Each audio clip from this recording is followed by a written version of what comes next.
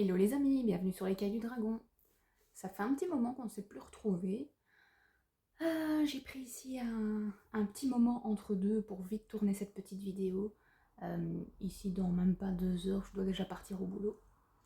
Donc, bon, on va faire ça vite.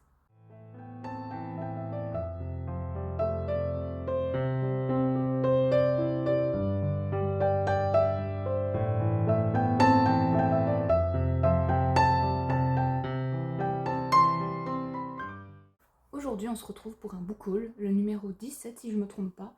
Donc, tout ce que j'ai pu acheter pour le mois de juillet. On va directement commencer avec les mangas. Et j'en ai acheté quand même quelques-uns. De toute façon, ici, je vous mettrai à chaque fois les titres dans la barre d'infos, n'hésitez pas à checker. Donc ici, vous avez Les Carnets de l'apothicaire, le tome 13.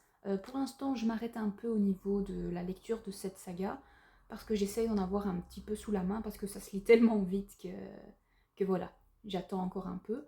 Je pense avoir lu jusqu'au tome 11 ou quelque chose comme ça. En tout cas, j'aime toujours autant cette saga. J'ai commencé à regarder l'animé sur Crunchyroll, il me semble. Et c'est très sympa. Franchement, c'est vraiment très très chouette.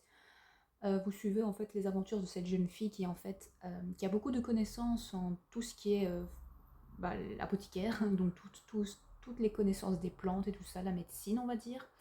Et un de ces jours en fait elle va être enlevée et elle va atterrir dans le palais impérial où au final on va reconnaître ses talents et elle va un peu enquêter sur les différents complots qui se trament avec le poison et tout ça. En continuant mes sagas, je me suis acheté Anna et le prince d'Albion, tome 3. C'est une petite romance, on va dire. On peut pas dire romantisée parce il ne semble pas avoir en tout cas de magie ni rien. Mais c'est assez politique, il y a pas mal de jeux de pouvoir et tout ça. Vous avez cette jeune fille, si malgré la couverture vous avez l'impression qu'elle se laisse faire, loin de là. Elle a même pas mal d'incendance au final sur ce prince, et c'est vraiment pas mal du tout. Je vous laisse le découvrir. On continue avec Dan Dadan, le tome 7 et le tome 8. J'aime toujours autant. Les couvertures, elles ont vraiment énormément de couleurs, c'est vraiment très très sympa. Là par contre c'est complètement barré, comme vous pouvez voir ici.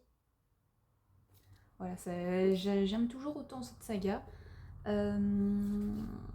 Au début c'était mal parti, hein. Je vous avoue qu'au tout début j'étais très mitigée, mais au fur et à mesure des tomes, c'est vraiment pas mal du tout. On continue à suivre leurs histoires, leurs mésaventures, avec de nouveaux autres personnages qui arrivent dans leur équipe et en tant qu'ennemis.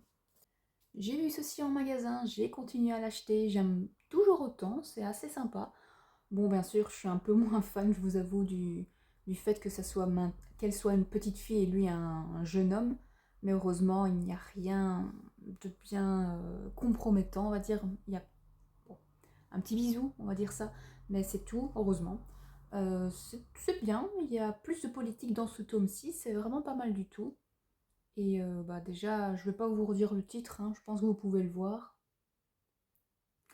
Donc ouais, très joli, j'aime beaucoup la couverture et la couleur verte est très jolie aussi. Et ici j'ai découvert quelques nouvelles petites sagas. Vous avez 404 démons, donc le premier tome, le deuxième tome est déjà sorti, je ne l'ai pas encore acheté. Donc ici en fait dans cette aventure, vous êtes dans le Japon de l'époque Edo et vous avez ce personnage-ci en fait qui combat les démons. Les démons sont représentés comme étant des oni, donc avec des caractéristiques assez humaines, mais ils s'attaquent aux humains via des sortes de parasites, des sortes de créatures, serpents, insectes et tout ça, qui rentrent en fait dans les humains pour prendre leur énergie vitale et les tuer.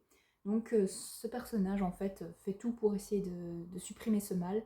Malheureusement à un certain moment il va se faire tuer ainsi que ses compagnons, et une des dernières requêtes qu'il va réussir à faire, c'est de choisir un de ses compagnons en fait pour être immortel, et alors il va pouvoir en fait se réincarner au bout de 300 ans ou 1000 ans, je ne sais plus tellement.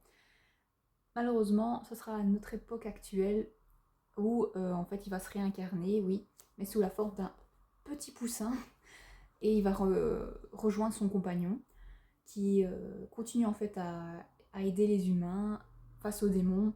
Et en fait pour pouvoir récupérer son corps, il va devoir combattre d'autres démons et devoir normalement faire faire quelque chose par rapport aux parasites, mais je vous laisse découvrir, c'est vraiment très chouette, j'ai eu une très bonne surprise. Un autre manga que j'ai découvert, c'est Les Héritiers d'Aljon. Il me semble que c'est une autrice française qui a écrit et dessiné ce manga.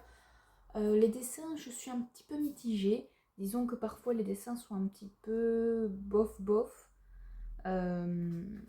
C'est moins ma patte graphique, on va dire. Et l'histoire pour l'instant c'est vraiment très introductif, donc j'ai un petit peu du mal avec ce manga là, à voir si je continue ou pas à les acheter. Mais pour vous la faire courte au niveau de cette histoire, en fait dans ce royaume, chaque personne a droit à une seconde vie en cas de mort précoce. Et parfois la mort peut être tellement violente qu'alors ils se transforment en une sorte de monstre. Et alors des gens sont désignés pour les tuer définitivement. Et en fait cette fille a la particularité que déjà c'est la princesse du royaume, mais à ce qui paraît elle est déjà morte une première fois. Et ce qui est assez rare, donc on la surnomme en fait la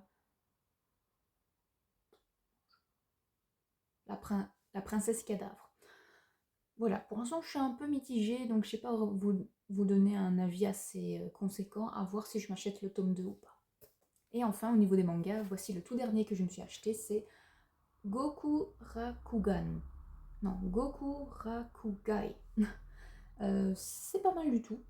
Vous suivez en fait les aventures de ces deux personnages qui combattent des sortes de démons, de monstres. Et en fait ils ont une sorte de...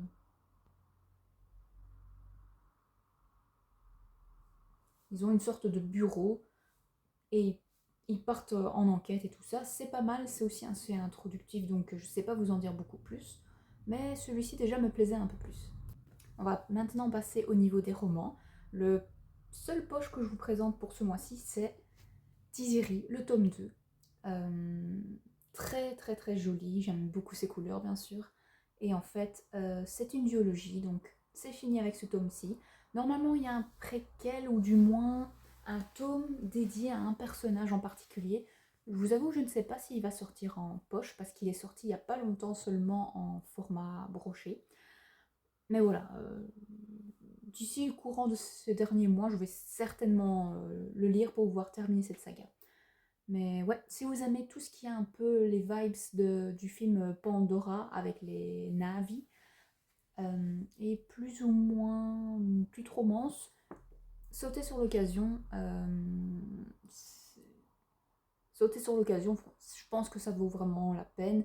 Il sera assez vite lu, je pense. J'ai encore 3 romans à vous présenter. Le premier que je vous présente ici, c'est Daughter of Darkness. J'aime beaucoup, beaucoup, beaucoup la couverture. Je trouve ça super beau, magnifique. C'est plus ou moins une réécriture de la mythologie parce qu'on fait, non, on fait mention de Hadès et très certainement d'autres dieux. Il est beaucoup passé sur les réseaux sociaux et il m'a flashé. Je me suis dit, vu que parmi les romans j'en ai pas acheté tellement, j'avais bien envie de m'acheter celui-ci. C'est un premier tome d'une saga et il me tarde de pouvoir le découvrir. Donc n'hésitez pas à regarder sur internet le résumé, mais il a l'air vraiment super sympa. Ici le roman que je vous présente, je viens tout juste de le terminer de le lire. On est le 8 août, à l'heure où je tourne cette vidéo, et je viens tout juste de le terminer et j'adore. Le tome 5 de la saga d'Oren. Et non, ce n'est pas le dernier tome de la saga. Il en reste un dernier qui est seulement... qui va seulement sortir, je pense, en VO. Et il me faut la suite. Sincèrement, j'adore cette saga. J'aime beaucoup. Bien sûr, ne vous arrêtez pas au tome 1 qui est assez dur, assez peu représentatif au final de toute la saga. C'est un peu comme Akota, on va dire, le premier tome est assez mal aimé, et ensuite la saga, c'est comme du bon vin, ça se bonifie avec le temps. C'est tout à fait pareil avec cette saga-ci, et j'adore. Le mot d'ordre de ce tome-ci, c'est vengeance.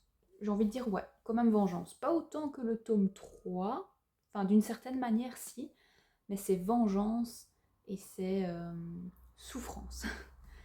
Ça peut vous faire peur peut-être, mais moi ce sont des thématiques que j'aime beaucoup et c'est vraiment pas mal du tout. Et de nouveau, à la fin, cliffhanger des morts, hein, il nous faut la suite. Et enfin, le dernier tome que je vous présente pour ce petit book haul, et pas des moindres, c'est une saga aussi que j'adore, c'est La Passeuse de mots, le tome 4. Énorme pavé. Malheureusement, pour l'instant, je ne vais pas pouvoir le lire parce que j'ai bien envie de m'enchaîner les différents tomes, parce que c'est une saga très dense qui mérite d'être lue avec attention. Et pour l'instant, voilà, j'ai du mal un peu ces derniers temps parce que je suis fort fatiguée. Pour tout vous dire, vu que j'ai pas vraiment eu de vacances ces derniers temps et j'ai eu pas mal de choses assez compliquées, voilà. J'ai envie de pouvoir vraiment m'axer et avoir pleinement conscience de ma lecture. Donc pour l'instant, je vais pas le lire. D'autant plus qu'il faut que je relise d'abord les autres tomes, mais voilà.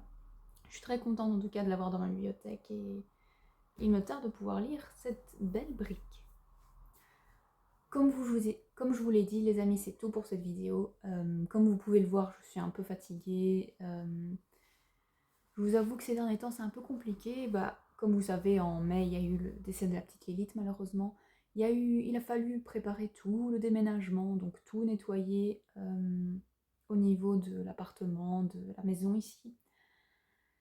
Préparer le déménagement et continuer malheureusement le boulot à côté. Donc c'est pour l'instant très très très compliqué. Je suis très fatiguée. C'est pour ça que de temps en temps, il y a des pauses au niveau des semaines, au niveau des vidéos. Ça, je m'en excuse, mais il faut que je pense un peu plus à moi. Je pense que ça se reproduira de temps en temps parce que j'ai vraiment besoin de repos. Chose qui malheureusement pour l'instant me fuit un petit peu, je vous avoue. Donc ça joue un peu sur mon énergie, ma concentration de lecture. C'est pour ça que ces derniers temps, je ne lis pas beaucoup. Je vous avoue qu'au niveau de mon temps de lecture, c'est assez mitigé. Pour l'instant, je passe pas mal de temps à scroller les réseaux sociaux ou alors à regarder des vidéos sur YouTube. Ou de temps en temps, quand j'ai un peu plus d'énergie, je joue à un jeu vidéo, mais voilà, pour l'instant, je vous avoue qu'au niveau lecture, c'est pas totalement ça, mais voilà, c'est pas très grave. Ça va revenir au fur et à mesure. Mais pour l'instant, j'essaye de prendre un peu plus de temps pour moi et surtout du temps de repos, j'en ai bien besoin.